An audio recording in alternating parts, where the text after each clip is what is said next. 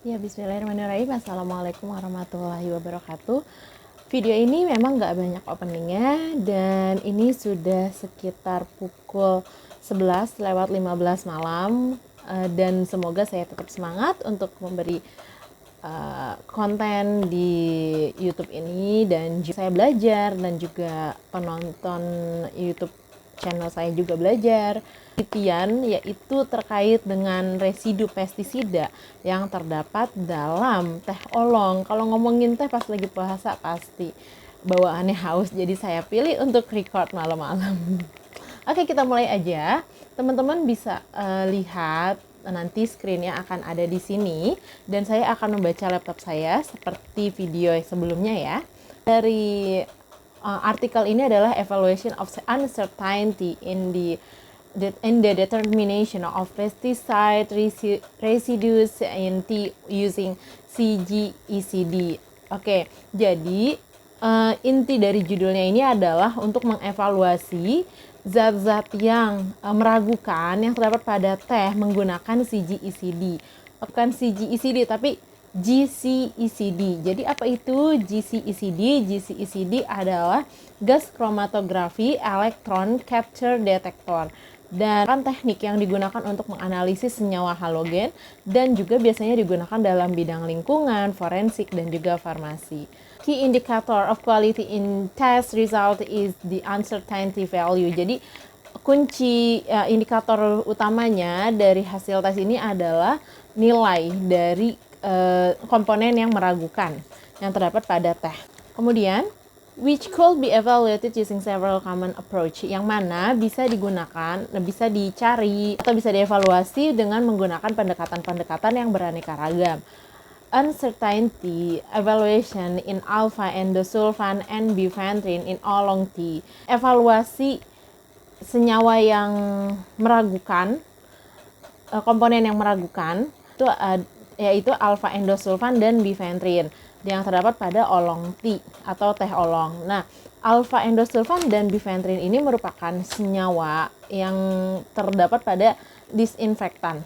Senyawa, jadi kalau untuk alpha endosulfan ini merupakan senyawa anorganik klorin yang biasa digunakan sebagai insektisida pertanian, dan juga untuk senyawa bifenthrin merupakan juga senyawa insektisida.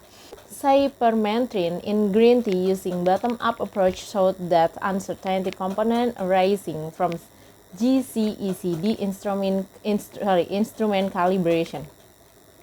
Dan cypermethrin yang terdapat pada teh green tea menggunakan pendekatan bottom up, dan menunjukkan bahwa komponen yang meragukan ini muncul dengan menggunakan GCECD, dengan menggunakan kalibrasi alat GCECD tadi.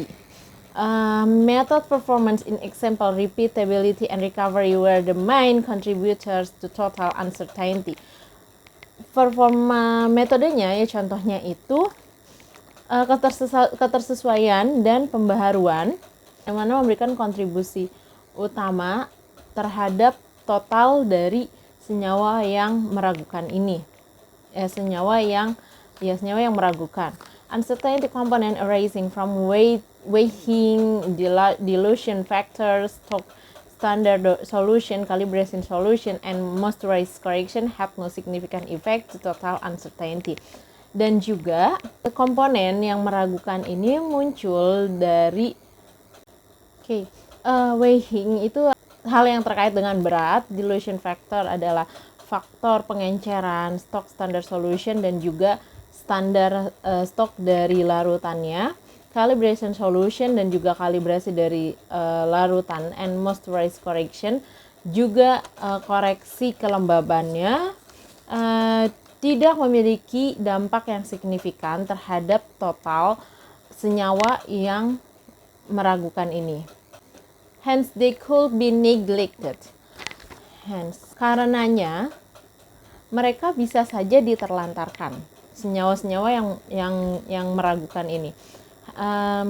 Relative standard uncertainty obtained for all of pesticides residue were 18.23 10.44 and 14.68% for alpha endosulfan, bifenthrin, and cypermethrin, respectively. Dan standar relatif dari senyawa yang meragukan, yaitu untuk keseluruhan residu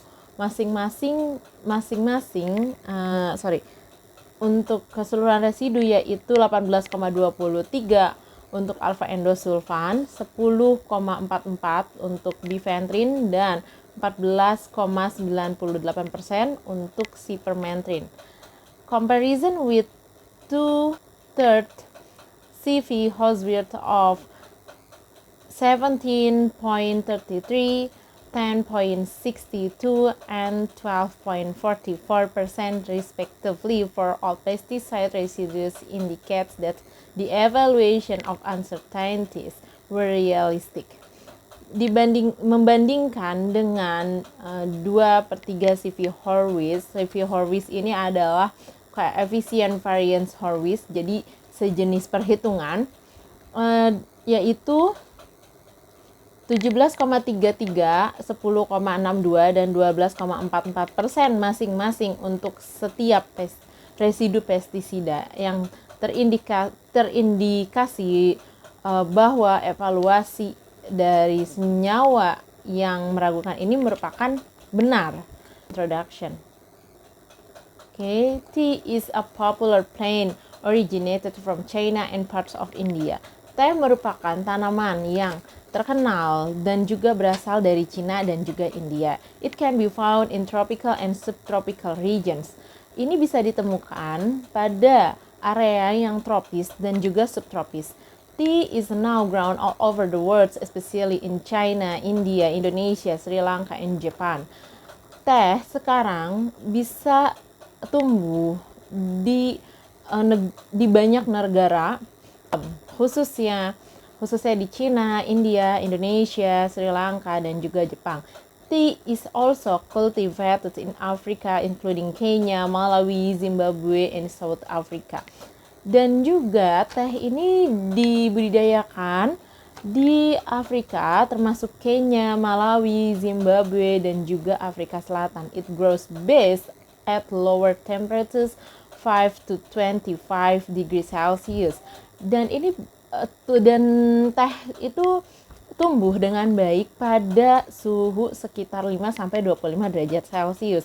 High relative humidity dan juga 80 to 90%, dari 80 sampai 90%, and high annual rainfall around 1,500 until 2,000 mm.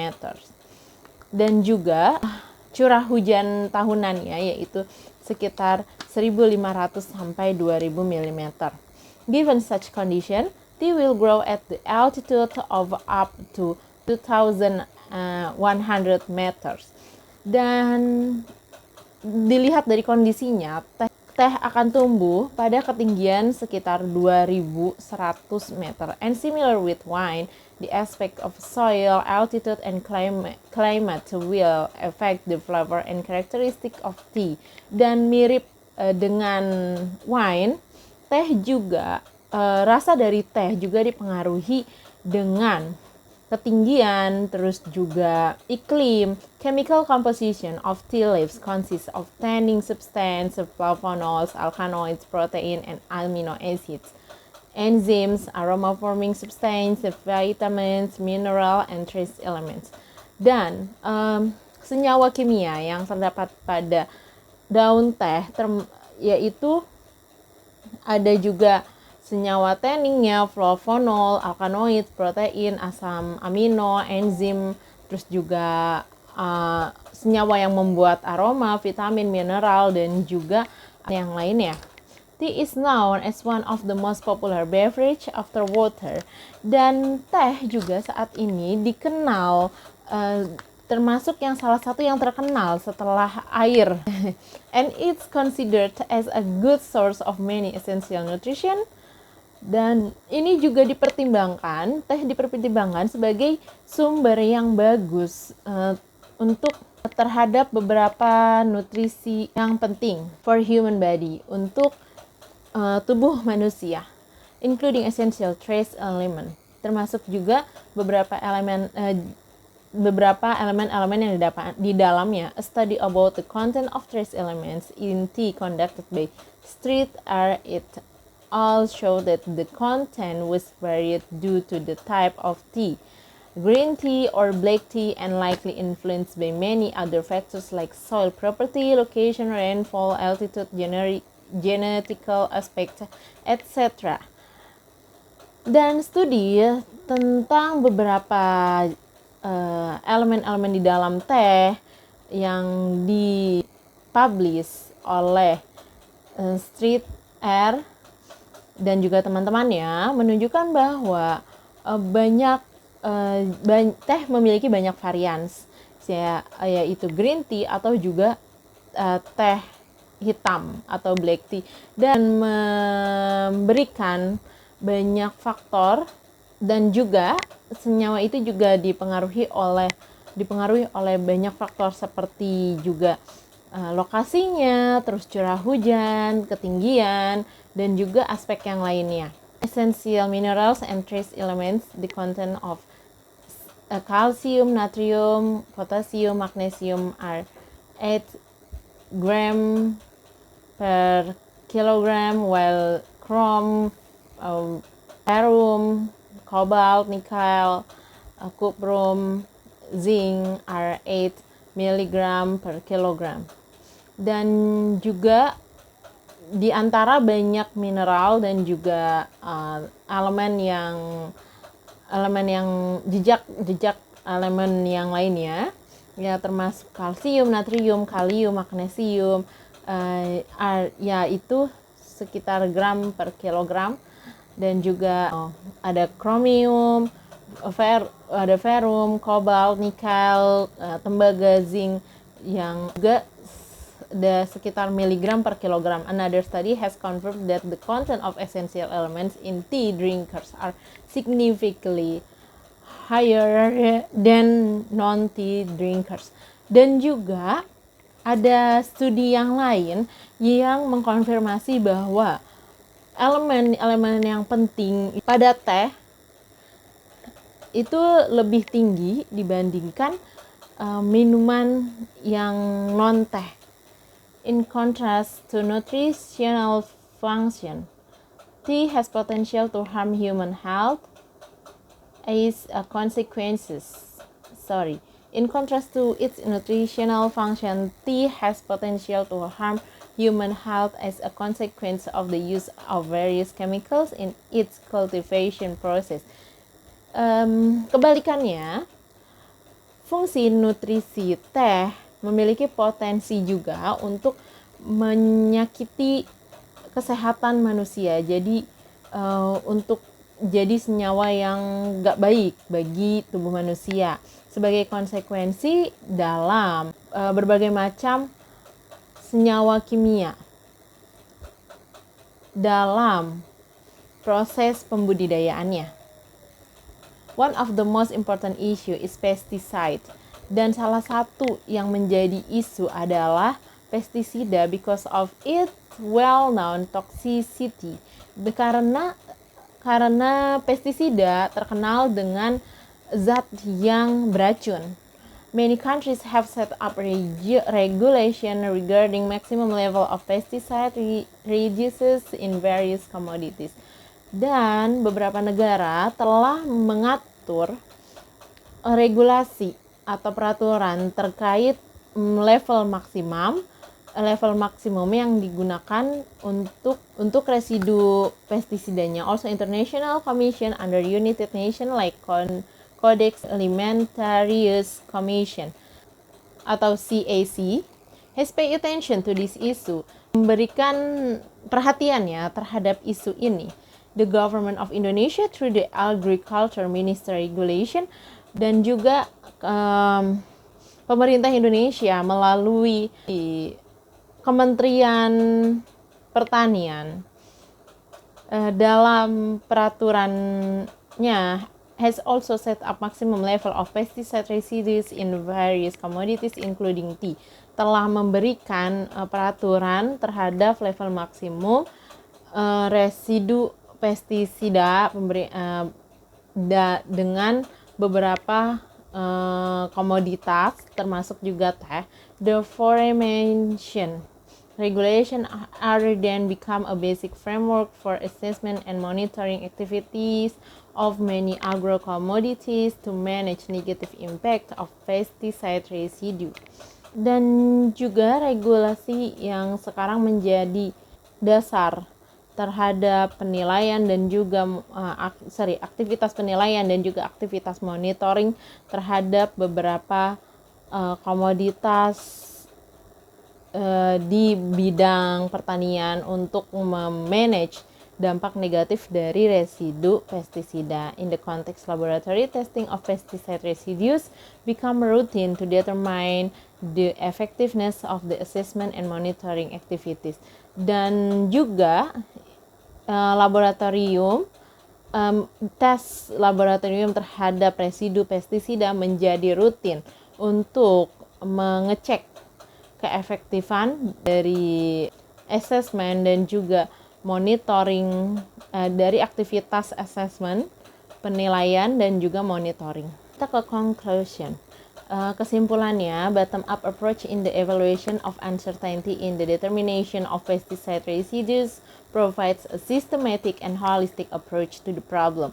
Penggunaan pendekatan bottom-up ini dalam mengevaluasi senyawa yang meragukan yang terdapat pada residu pestisida menyediakan sebuah pendekatan yang sistematis dan menyeluruh terhadap permasalahan. This approach requires personnel which has a good understanding regarding the overall testing procedure. Dan pendekatan ini menyediakan personil yang memiliki pemahaman yang baik terhadap segala prosedur dari keseluruhan tes ini, performance of main measuring instrument dan juga performance dari instrumen yang digunakan untuk mengukur level of quality of reagents and standards. Kualitas level dari reagen yang digunakan dan juga standarnya, effect of environmental condition dan juga dampak terhadap lingkungan, effect of personnel dan juga dampak terhadap personilnya, and also a performance of the testing method dan juga performa dari metode tes yang digunakan. Improving the quality of test results could be done simply by decreasing its uncertainty. Peningkatan kualitas terhadap hasil tes bisa berhasil dengan mudah dengan cara menurunkan senyawa yang meragukan. This could be effectively conducted by focusing the effort to some components that give major contribution to total uncertainty. Ini bisa secara efektif dilakukan dengan cara fokus terhadap usaha dari beberapa komponen yang memberikan kontribusi yang besar kepada total dari senyawa yang meragukan. For routine uncertainty evaluation of these three pesticide residues, untuk secara rutin melakukan evaluasi terhadap zat yang meragukan dari 3 residu pestisida. Untuk secara rutin melakukan evaluasi terhadap zat yang meragukan dari 3 residu pestisidanya. A spreadsheet application that allow to standardize the calculation format will be useful. Dan menggunakan aplikasi spreadsheet yang bisa memberikan perhitungan standarisasi format yang bisa berguna. Sebelumnya saya mau memberitahukan dulu bahwa di sini saya sudah mencari maksud dari uncertainty yang ada di artikel. Tetapi coba saya back to artikelnya dulu ya. Tetapi saya mendapatkan bahwa arti yang lebih ini menurut saya, mungkin kalau teman-teman mau memperbaiki atau mungkin ada saran dari teman-teman bisa tulis di komen. Karena sepencarian saya uncertainty itu kan artinya kalau dalam bahasa Indonesia yaitu keraguan ya, atau ragu gitu. Nah, tapi kalau misalnya saya cek yaitu evaluation of uncertainty, kayaknya mungkin yang lebih masuk adalah senyawa yang meragukan. Tapi kalau teman-teman ada saran atau ada masukan dari makna uncertainty ini, boleh di-share di komen. Thank you.